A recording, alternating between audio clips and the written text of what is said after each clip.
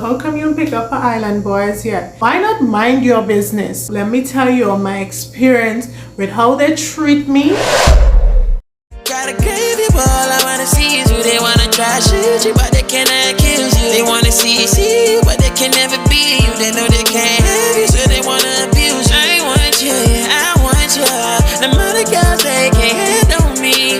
Everybody hating, that's for sure. But we are sure this, that's we ain't never growing up. Baby, I wanna be everything that you ever need and anything that you ever want. Hey cousins, welcome back to the channel. If you're new here, my name is Shelly Fullerton and I'm a lifestyle vlogger. And if you haven't subscribed as yet, I invite you to subscribe, hit that post notification bell, and welcome to the family, cousins. And if you're returning, thank you so much for rocking with me. Now guys, you need to ensure that your post notification bell is on all, so the minute I post a video, you are the first to know. So just ensure that your post notification bell is on all. Okay. I have a lot of new subscribers really lately. I must say shout out to you. Thank you so much for joining the family. I'm happy. Continue to share the channel and let us grow. We're heading to 2,000 and 3,000 and 10,000 and we're gonna grow and grow and grow. So let's do this together. The shirt that I have on, it's customized.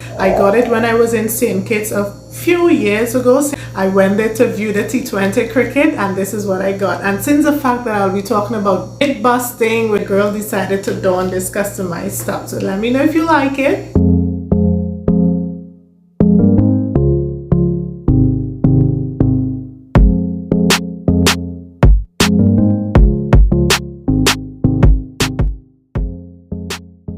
I'm feeling absolutely patriotic. So I put it on.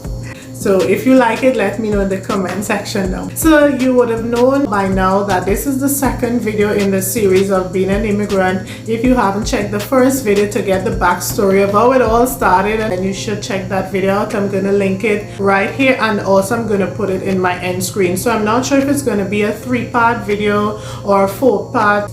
Let's see how the story goes. This series is mainly for immigrants, CARICOM immigrants.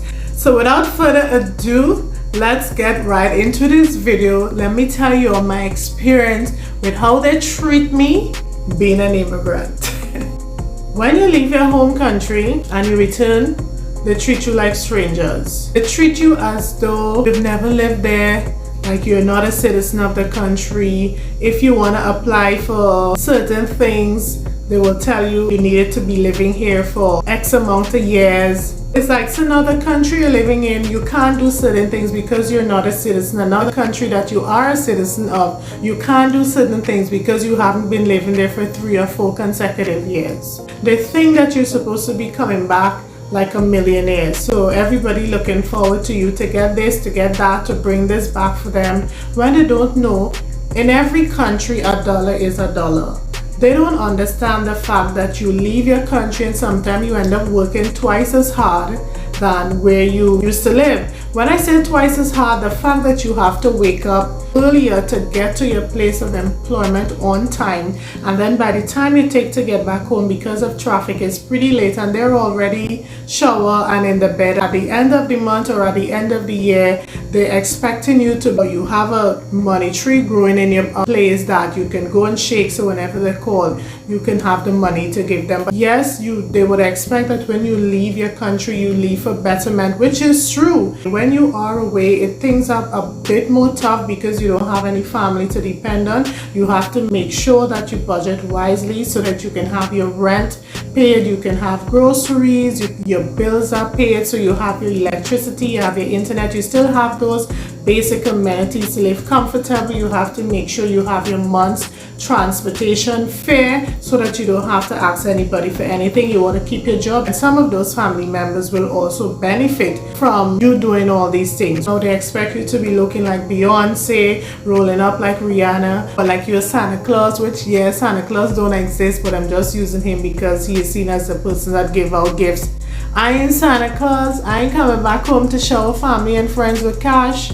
You're still there working and trying to make ends meet. But then when you tell them this, they would be like, so why not come back home? Why not mind your business? This is no you lying in your bed and I here working and sending money for you. It doesn't work like that. Yes, the person who leaves may be at a better advantage. With my home country, they dress a lot, so they're up to the times with fashion, but I'm so comfortable dressing the way I do, very simple. Everybody would be like, oh, what is she really doing in another country? But where I'm residing, we're more of a laid back person. You can wake up, go to the market with a sliders, and you know, no one will look at you. When you're home now, you can't dress like that because they're thinking, oh, you don't have money. An immigrant, when you return to your country, that's the last thing you want your family and friends to think of you, like you're not making it. But you should have friends and family that actually don't put pressure on you. Everyone is working for the money. Everyone want to save. Everyone want to do things for the future. You just need to have understanding family. And I'm so glad that I have those family and friends. And at the end of the day, I'm not here working to go back home, take all my money and give to family and friends. I spend my money how I see fit, and I'm not there to impress anyone. If you're there and you haven't married or have a boyfriend, how come you pick up an island boys yet? It's not just like that you go to a country and just pick up a man. Like, guys, if that is what you do, then it's wrong. And about that life says this girl just happy being who she is, finding herself. When that time comes, I'm bringing happiness, a whole person to that table, and I'm expecting happiness in return. When you leave your country, it's most time for betterment or otherwise, and in my case it was for otherwise. So if you want to know what that otherwise is, make sure to check out the first video in this series. So being an immigrant, our people tend to think we abandon them or we are playing better than them. The mere fact that you leave your country and your accent has changed, the first thing they'd be like, oh, you're playing better than them and you're faking your accent. That's just a sick mentality. Who are you to say I'm faking my accent? Don't judge me. I haven't been around much of my people, if any at all. I'm mainly around the islanders and the locals of the country. I don't hear my accent. I don't hear the dialect from my country. But whenever I speak to my people back home for a little while, it will come out.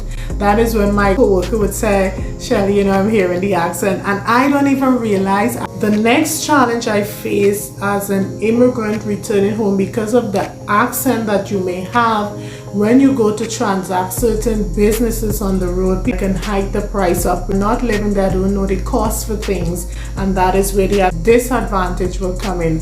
But I'm too smart for that. So before I return home, I would ask my niece and my family, what's the cost for this? What's the cost for that? What's the fare to get from point A to point B?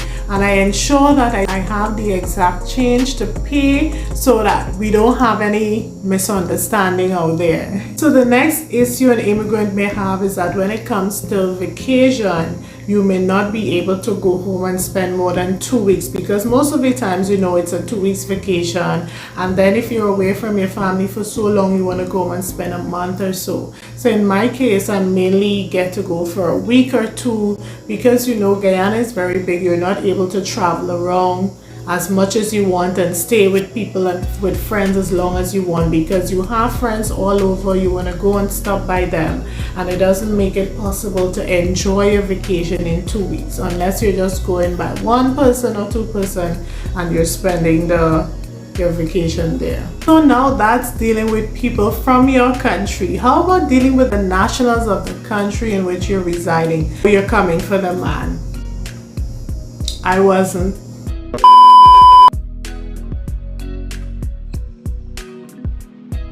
The first question I got when they realized I am from Guyana, you will have Celine Dion music there. You will have this there, like basic stuff. It is a country, we do have things. So you always walk around with a bag of money and the money can't fit in your purse. It's people. It's not like that. I think you all need to open up your mind and understand and travel a little bit. Do I intend to go back home? My answers always remain the same. Wherever my partner is, there is where I'll be. As of now, here is where I'm residing, here is where I am, until because of the accent sometimes they don't understand what you're saying. What did you say? And they'll make remarks like, oh, so you're not from here, you're an outsider. Sometimes those words, I think they're a bit harsh. I think they're better words like you can relate to people who are immigrants. But in all of this, I've met some really good people, some really good friends, that even though I am not with my family in my home country, I have a beautiful family here in where I reside, that I feel safe, that I feel comfortable with, that I can talk anything with, that I can go out and lime and feel safe. So I've developed my own beautiful family here. Shout out to you for making me feel comfortable, for making me feel safe. As an immigrant, the nationals tend to think that you're working for next to nothing and that you're being paid less than the national of the country. Now, if you're qualified and you're doing the same job as the national, you should be paid the same thing. In my case, I've never been treated any less. I've never received not even a minimum wage. I've always received what the nationals are getting, or based on my qualification, my performance, and the position that I'm in.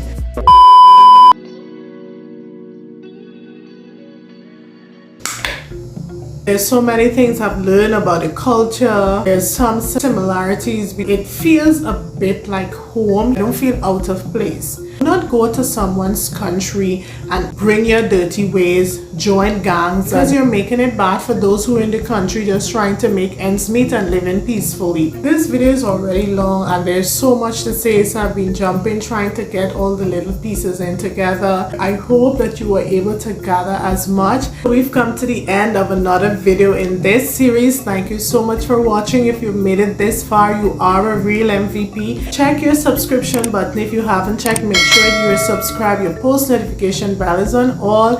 Be sure to check out the other content on my channel. Until then, stay safe, guys. Bye. Oh yeah, I got a table for two. I got everything I want, but yeah, I've waited my life for you.